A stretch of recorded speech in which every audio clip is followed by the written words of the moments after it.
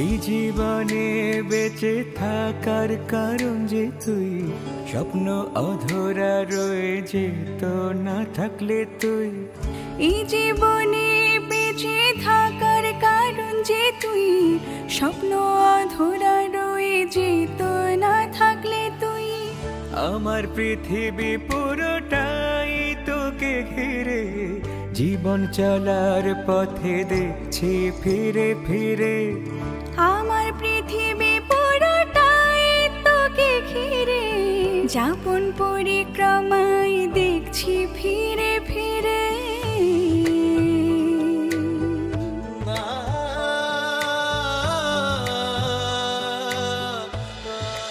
কি রে, বই খাতা ফালা রেখে এখানে কি করতেছস?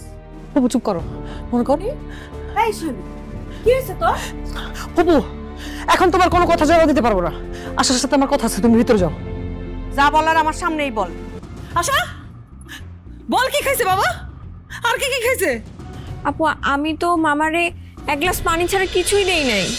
কেন মেঘ আসে হৃদয় আকাশে, কেন মেঘ আসে হৃদয় আকাশে, তোমারে দেখিতে দেয় না, মাঝে মাঝে তো দেখা পায় চিরদিন, কেন পায় না।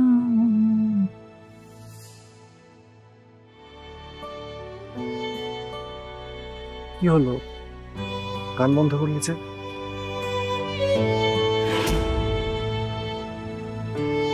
সর্বোচ্চ বিদ্যুৎ সাশ্রয় যমুনা এসি, মাত্র 24 টাকায় এসি চলবে সারাদিন। যমুনা এসি।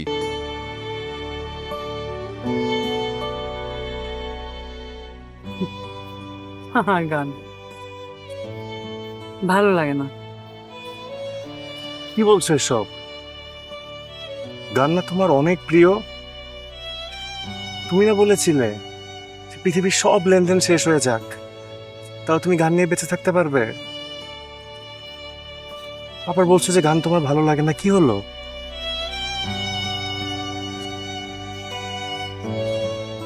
না, লাগছে না। কারণ পৃথিবীতে সবকিছুরই একটা শেষ আছে,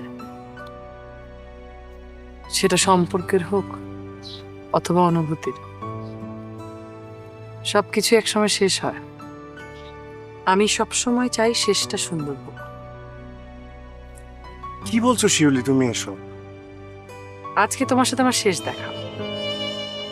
আমি চাই তোমার সাথে আমার এই শেষ স্মৃতিটুকু সারা জীবন আমার কাছে সুন্দর স্মৃতি হয়ে থাকে। তোমার সাথে আমার শেষ দেখা আজকে? তুমি কিভাবে বলতে পারলে এটা? তোমার একবারও মনে হলো না যে আমার কষ্ট লাগবে এটা শুনলে? এখনো কেন ভাববো? আর তোমার কেন কষ্ট লাগবে? কে আমি যে তোমার কষ্ট লাগবে? আমার এখনো ভাবতে হবে তোমার জন্য। তুমি কেন ভাবনি যখন তুমি আফসানার আঙ্গুলে আংটি পরাচ্ছিলে? একটাবার ভেবেছিলে আমার কথা, যে আমার কেমন লাগবে? শিলুর জীবনে তো তুমি ছাড়া কেউ ছিল না, কিচ্ছু ছিল না। একটাবার ভেবেছিলে তখন যে শিলুর কি হবে? কিন্তু আমার কাছে দেখো এসে ঠিকই এক্সপেক্ট করছো যে আমি তোমার জন্য এখনো ভাববো। কি হাস্যকর না?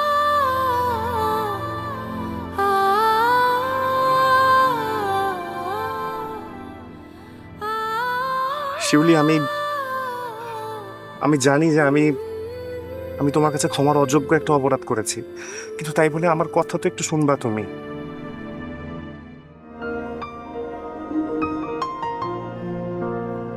আমি জানি তুমি কি বলবে, সব জানি। কিছু কথা বলবে নিজেকে বাঁচানোর জন্য, যাতে করে এই অপরাধ বোধ সারা জীবন তোমার ভিতরে বয়ে নিয়ে বেড়াতে না হয়, যাতে করে সুখে শান্তিতে নিশ্চিন্তে আরামে তুমি সংসার করতে পারো। তোমার কিছু বলতে হবে না। আমি জানি তুমি আমার নেই আর। আমি জানি তুমি কেন বিয়ে করছো। আমি জানি তুমি কি কি বলবে। দরকার নেই, কোনো দরকার নেই। বিশ্বাস করো, আমি মেনে নিয়েছি, আমি সব মেনে নিয়েছি। কারণ যেই জিনিস আমার না, সেই জিনিস নিয়ে আমি কখনোই হতাশাগ্রস্ত হই না। আমি বুঝে গেছি তুমি আমার না। সত্যটা আমি সবসময় মেনে নিতে শিখেছি। আমি জানি সত্য কিভাবে মেনে নিতে হয়, নিয়েছি। এই যে দেখো, আমি আমার ছোট বোনের মতো সুন্দর না। আমার নিজের মাই আমাকে সারাটা জীবন এই কথা শুনিয়ে গেছে। ও আমার চেয়ে স্মার্ট, আমার চেয়ে বুদ্ধিমতী, আমার চেয়ে চঞ্চল, ও আমার চেয়ে পড়াশোনায় ভালো। আর আমার মা বলবেই বা না কেন? পাত্রপক্ষ আমাকে দেখতে এসে আমার ছোট বোনকে পছন্দ করে বসে আছে। আমার মা কি করবে বলো?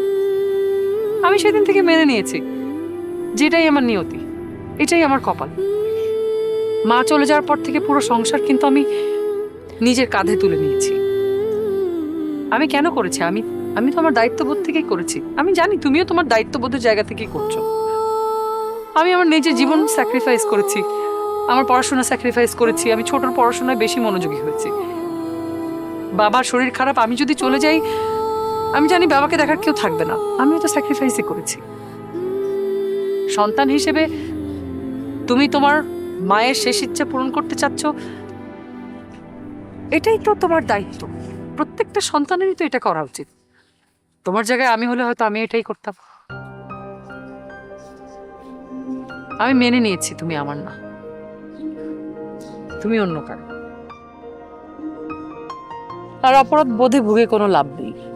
তোমার প্রতি আমার কোনো ক্ষোভ নেই, কোনো অভিমান নেই, কোনো আক্ষেপ নেই, কিচ্ছু নেই। সত্যটা তুমি মেনে নিতে শেখো, দেখবে তোমার অপরাধ বোধ হাওয়ায় উড়ে গেছে। প্লিজ আমাকে একটু হেল্প করো। তুমি তো জানো যে আমি তোমাকে ভালোবাসি, জানো না? তুমি এটাও জানো যে আমি আমার মাকে কতটা ভালোবাসি। আমার মায়ের শেষ ইচ্ছা ছিল আফসানার সাথে বিয়ে হওয়া। আমি সেই শেষ ইচ্ছাটা কি করে বিসর্জন দিই বলো শিউলি? আমি কি করবো আমি বুঝতেছি না শিউলি। প্লিজ আমাকে একটু হেল্প করো শিউলি।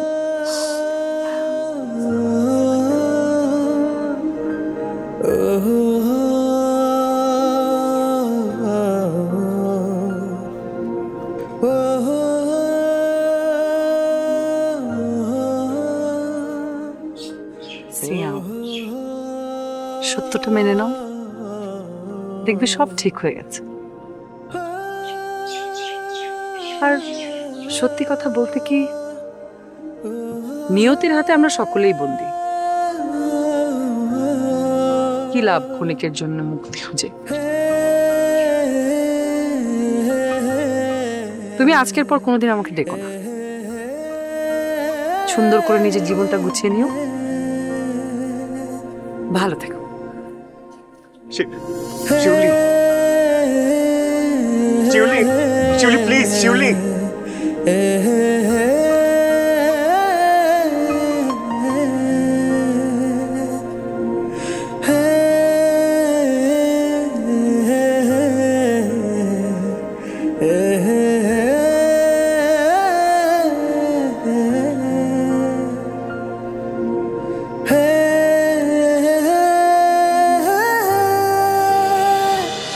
আমি সবসময় কিছু না কিছু নিয়ে আসি উপহার হিসেবে, কিন্তু এবার আমার হাত খালি, কিছু আনিনি।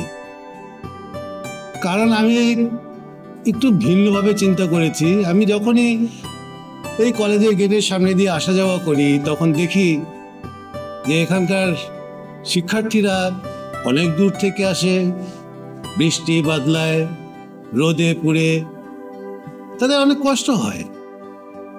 সেই কষ্ট লাঘব করার জন্যে আমি এবার সিদ্ধান্ত নিয়েছি, এই কলেজে আমি এবার 10টা বাস উপহার দেব।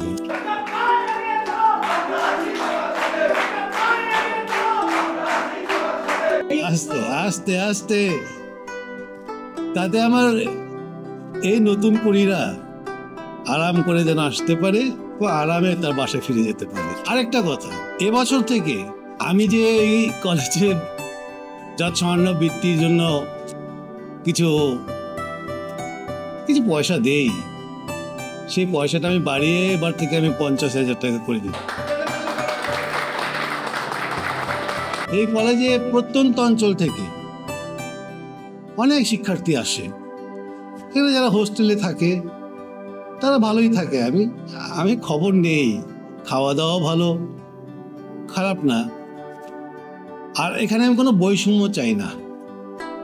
সেই না চাওয়ার কারণে আমার মেয়ে, ওকেও আমি এই কলেজে ভর্তি করি, কারণ আমার মেয়ে যেন বুঝতে পারে বৈষম্য বলতে কোনো কিছুই নেই, সবাই সমান, সবাই বন্ধুর মতো থাকবে, পড়াশোনা করবে, উচ্চশিক্ষা লাভ করবে, এটাই তো আমরা চাই। আর শিক্ষা প্রতিষ্ঠান শুধু শিক্ষার জন্য না, শিক্ষাটা ইম্পর্টেন্ট, এবং এই শিক্ষা নিয়েই ভবিষ্যতের নেতৃত্ব তৈরি হয়। আমি চাই আমার এই কলেজ থেকে নতুন নতুন নেতৃত্ব তৈরি হবে, দেশকে সেবা দেবে, এবং সেই সেবার মধ্যে দিয়ে আমি আমার মানবতাকে খুঁজে পেতে চাই, আমাকে খুঁজে। আমি আমার মেয়েকে আপনাদের সাথে একটু পরিচয় করে দিতে চাই।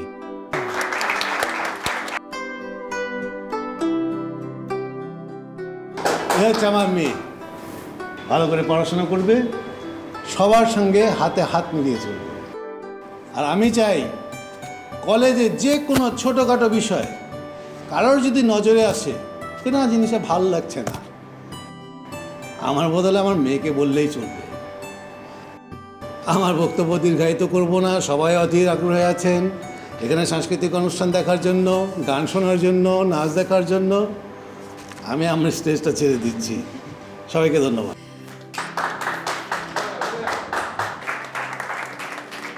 ভালো আছেন আপনি?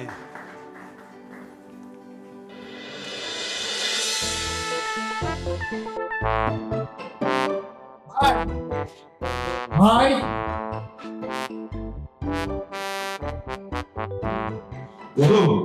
আসিস, একদিনের কাজ কর, বাজারে যা, 2 কেজি মিষ্টি, 2 কেজি দই আনবি, হ্যাঁ?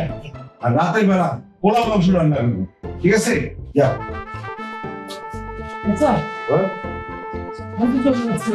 কি এত খুশির সংবাদ, যার কারণে এত মিষ্টি, দই, পোলাও? কি হয়েছে কি ভাই, ঘটনা কোন তো? আজকের দিনটা আমার জীবনের স্মরণীয় দিন হতে যাইতেছে। আমি বিজয় লাভ করতে যাচ্ছি।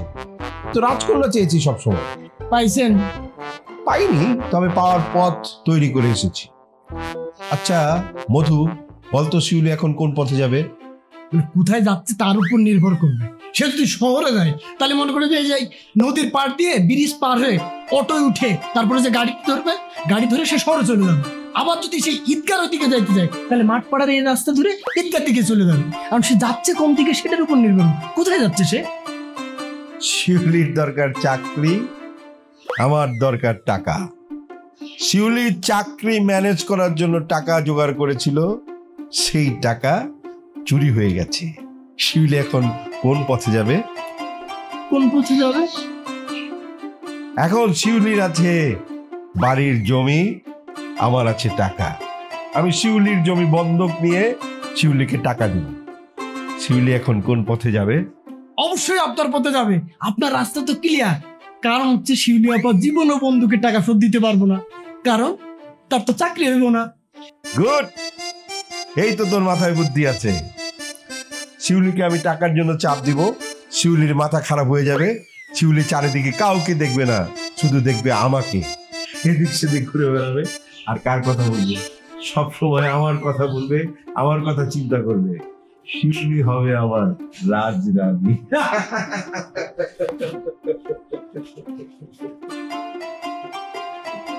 ভাই আপনি যে গেমটা খেলতেছেন ভাই, এরকম একটা গেম যদি লতার জন্য আমি খেলতে পারতাম তাহলে আমার জীবনটা ধন্য হয়ে যেত। আমি আর পারতেছি না ভাই, একটা ব্যবস্থা করেন আমার জন্য ভাই, প্লিজ। প্রেম আর যুদ্ধে জিততে হলে ধৈর্য ধারণ করতে হয়। এতদিন ধৈর্য ধরেছিস, আর কটা দিন ধৈর্য ধর। আমি যেহেতু সাকসেস হতে যাচ্ছি, তোকেও একটা ব্যবস্থা করবো ইনশাল্লাহ। তাইলে তো আমার কোনো চিন্তাই নেই। যা কাদেরকে বলে এক কাপ কড়া চা নিয়ে আয়। আমি চা খেতে খেতে ভাবি পরবর্তী কি করা যায়। এ কাদের, কাদের, জমি আমার, টাকা আমার, সাতক্ষীরা আমার।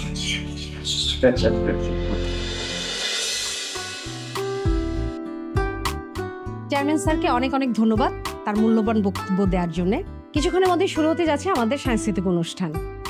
প্রথমেই পরিবেশনা নিয়ে আসবে নবীন ব্যাচের মেয়েরা। প্রথমেই থাকছে র্যাম্প শো, নিয়ে আসছেন রাহা খান ও তার দল।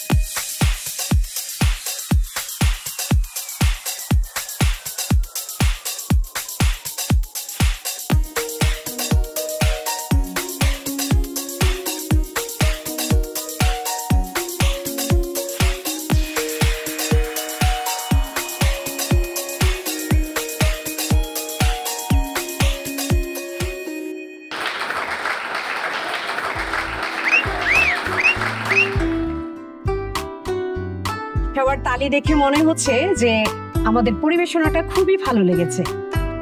আরো ভালো লাগানোর জন্য এখন আমাদের মাঝে নাচ পরিবেশন করবেন, আর সেই নাচ নিয়ে আসছেন আমাদের এই কলেজের ছাত্রী রূপা।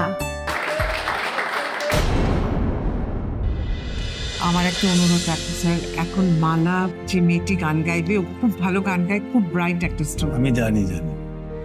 আমি জানি তো এই কলেজে কে ব্রাইট না, কে স্কলারশিপ পায় কে পায় না, আমার চাইতে তো আপনি ভালো জানেন।